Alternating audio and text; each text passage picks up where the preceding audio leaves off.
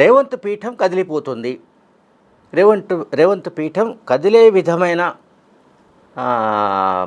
ఇది ఒక నిర్ణయాన్ని మీరు తీసుకోవాలి.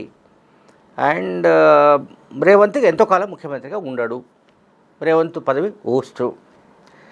బహుశా మహా అయితే ఒక 3 నెలలు ఇది ఆయన ముఖ్యమంత్రిగా ఉండేది.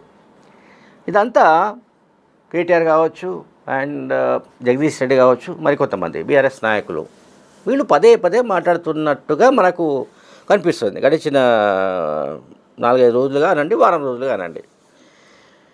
ఇది ఎందుకు మాట్లాడుతున్నారు అనే దాని గురించి మనము ఒకసారి విశ్లేషించాలి.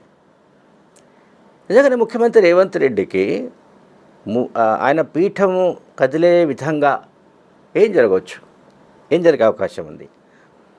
ముఖ్యమంత్రి రేవంత్ రెడ్డి బీఆర్ఎస్ పార్టీ నాయకులు అనుకుంటున్నంత ఆషామాషి నాయకుడు కాదు.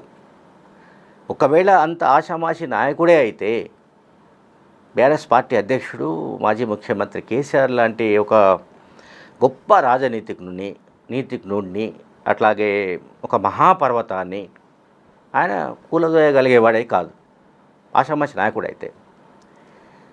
కానీ కేటీఆర్, హరీష్ రావు, లేకపోతే జగదీష్ రెడ్డి లేదా మిగతా నాయకులందరికీ కూడా రేవంత్ రెడ్డి పొటెన్షియల్ వ్యక్తి కనుకనే ఆయన ఇట్లాగూ 2034 వరకు నేనే ముఖ్యమంత్రిగా ఉంటానని ఆయన చెప్తున్నాడు రేవంత్ రెడ్డి.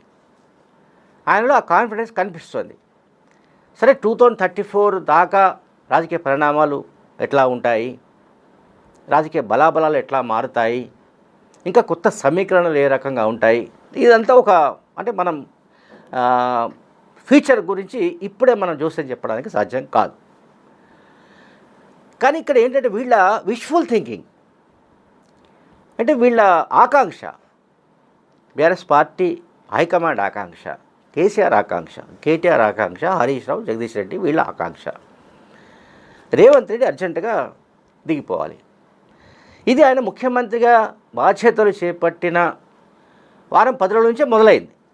రేవంత్ రెడ్డి ఎంతో కాలం ఆ పదవిలో ఉండడానికి సాధ్యం కాదు. ఆయనను ఆ పార్టీలోనే ఉన్న సీనియర్లే ఆయనను పడగొడతారు. అట్లాగే ఇంకేమిటి ఆ మేరకు అంటే ఇది కల్తీ కాంగ్రెస్సు, బీజేపీ కాంగ్రెస్సు, ఆయనకి నరేంద్ర మోడీతో సంబంధాలు ఉన్నాయి కనుక రేవంత్ రెడ్డి అసలు కాంగ్రెస్ నాయకులు కిందకి దించేస్తారు, కుర్చీ నుంచి పడగొడతారు. ఈ రకమైన వ్యాఖ్యలు మనం 2023 డిసెంబర్ నుంచి మనం వింటున్నాం. దాదాపు ఇంకో డిసెంబర్ వస్తే 2 ఏళ్ళు. ఈ 2 ఏళ్ళుగా పాపం బీఆర్ఎస్ పార్టీ నాయకులు కోరుకుంటున్నట్లు కానీ వాళ్ళు ఆశిస్తున్నట్టు కానీ అటువంటి పరిణామాలు ఏవి జరుగుతున్న దాఖలాలు లేవు. సరే ఒకటి అరా ఏవైనా హైకమాండ్కు, కాంగ్రెస్ హైకమాండ్కు రేవంత్ రెడ్డి పట్ల ఎవరైనా ఆ పార్టీకి సంబంధించిన వాళ్ళు కాంగ్రెస్ నాయకులు లేకుంటే మంత్రులు ఫిర్యాదు చేస్తే చేసి ఉండొచ్చు. ఆ మేరకు అది ప్రజాస్వామ్యంలో ఆ పార్టీ ఉన్నట్టే లెక్క, అంటే ఆ పార్టీలో ప్రజాస్వామ్యం ఉన్నట్టే లెక్క. దాన్ని మనం కాదనడానికి లేదు. ముఖ్యమంత్రి రేవంత్ రెడ్డి పట్ల ఇష్టం లేకపోతే, ముఖ్యమంత్రి రేవంత్ రెడ్డి తీసుకుంటున్న నిర్ణయాలు నచ్చకపోతే ఆ పార్టీలో ఆ రకమైన స్వేచ్ఛ ఉంది.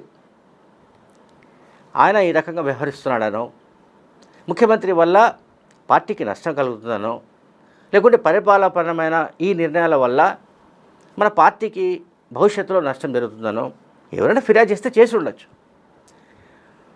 అదే బీఆర్ఎస్ ప్రభుత్వంలో ఏ మంత్రి అయినా ఇంకొక మంత్రి పైన ఫిర్యాదు చేసిన దాఖలాలు ఉన్నాయా? ఏ మంత్రి అయినా ముఖ్యమంత్రి పైన ఫిర్యాదు చేసే దాఖలాలు ఉన్నాయా? ముఖ్యమంత్రి రేవంత్ రెడ్డి పరిభాషలో చెప్పాలంటే ఆ పార్టీకి ఒక్కడే ఓనర్, కేసీఆర్ ఓనర్. మా పార్టీలో అంటే కాంగ్రెస్లో ఎంతోమంది ఓనర్స్ ఉన్నారు. అంటే ప్రతి ఒక్కరు సొంతం అది కాంగ్రెస్ పార్టీ, మంత్రులు కావచ్చు, పార్టీ నాయకులు కావచ్చు, మరెవరు కావచ్చు, ఎమ్మెల్యేలు కావచ్చు. సో ప్రతి ఒక్కరూ ఆ పార్టీని ఆ పార్టీ తమది అనుకుంటారు, తమకు సొంతమని అనుకుంటారు. అందువల్ల వాళ్ళు స్వేచ్ఛగా ఇటువంటి ఫిర్యాదులు చేయడం కానీ, లేకుంటే విమర్శలు చేయడం కానీ, లేకుంటే ఇంకేదైనా వాళ్ళు కొంతమంది కలిసి అప్పుడప్పుడు విందు సమావేశాలు నిర్వహించుకోవడం కానీ ఇవన్నీ జరుగుతుంటాయి కాంగ్రెస్లో. బీఆర్ఎస్ పార్టీ నాయకులకి ఏంటంటే వాళ్లకు మింగుడు పాడడం లేదు. రేవంత్ రెడ్డి క్రమంగా స్థిరపడిపోతున్నాడు. రాజకీయాల్లో సుస్థిరమైన ప్రభుత్వం ఈ 2 ఏళ్లుగా ఉంటుందని వాళ్ళు అనుకోలేదు. వాళ్ళు అనుకున్నది ఏమిటంటే కాంగ్రెస్లో గొడవలు ముదురుతాయి. అసలు కాంగ్రెస్ నాయకులు అయితే ఎవరైతే ఉన్నారో అంటే వాళ్ళు టైం చేస్తున్న దాని ప్రకారం అసలు కాంగ్రెస్ నాయకులంతా కలిసి ఒక గుంపుగా ఏర్పడి ఒక ముఠా కట్టి రేవంత్ రెడ్డి పైన పెద్ద ఎత్తున అటాక్ చేస్తారనో, రేవంత్ రెడ్డిని నిలబడనివ్వకుండా కూర్చొనివ్వకుండా చేస్తారని, అడుగడుగున అడ్డం పడతారని, అండ్ ఆయనకు సహాయ నిరాకరణ చేస్తారని, ఆయనను దింపేసే పనులు ముమ్మరం చేస్తారని ఈ రకంగా అనుకుంటూ వచ్చారు. ఇక్కడ సీన్ రివర్స్లో కనిపిస్తోంది. ఢిల్లీ హైకమాండ్, కాంగ్రెస్ హైకమాండ్ పూర్తిగా రేవంత్ రెడ్డికి స్వేచ్ఛ ఇచ్చినట్టుగా కనబడుతోంది. ముఖ్యమంత్రి రేవంత్ రెడ్డి ఇష్టానుసారంగానే వాళ్ళు కూడా కొన్ని వ్యవహారాలు అంటే కొన్ని నిర్ణయాలు తీసుకుంటున్నట్టుగా కనబడుతోంది. సో రేవంత్ రెడ్డికి ఇప్పుడప్పుడే ఆయన పదవికి ముప్పు వచ్చే దాఖలాలు లేవు. ఇది క్లియర్గా మనకు కనిపిస్తున్న దృశ్యం. అందువల్ల ఇక కేటీఆర్కు, హరీష్ రావుకు, జగదీష్ రెడ్డికి ఏంటంటే ఈ రేవంత్ రెడ్డి ఇట్లాగే ఉంటే ఆయన చెప్పినట్టుగా 2034 దాకా ఆ కుర్చీని వదిలిపెట్టాడేమో, ఆ కుర్చీని పట్టుకొని ఉంటాడేమో, ఆ కుర్చీకి ఇంకా ఇబ్బంది ఉండకపోవచ్చు. సో రేవంత్ రెడ్డిని దింపడం ఎట్లా?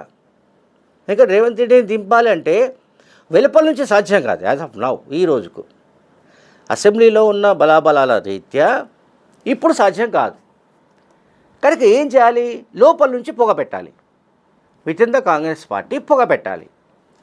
ఆ పొగబెడుతున్న సందర్భాలు, పొగబెట్టే విషయాలు ఇవి ఎప్పటికప్పుడు వేగుల ద్వారా, గూఢశాల ద్వారా, లేకుంటే బీఆర్ఎస్ పార్టీలోనే ఉన్న కోవర్ట్ల ద్వారా, ఇన్ఫార్మర్ల ద్వారా రేవంత్ రెడ్డికి అందుతోంది. అందువలన ప్రతి క్షణం అలర్ట్ అవుతున్నాడు. ఇది కూడా బీఆర్ఎస్కు తెలిసిపోయింది.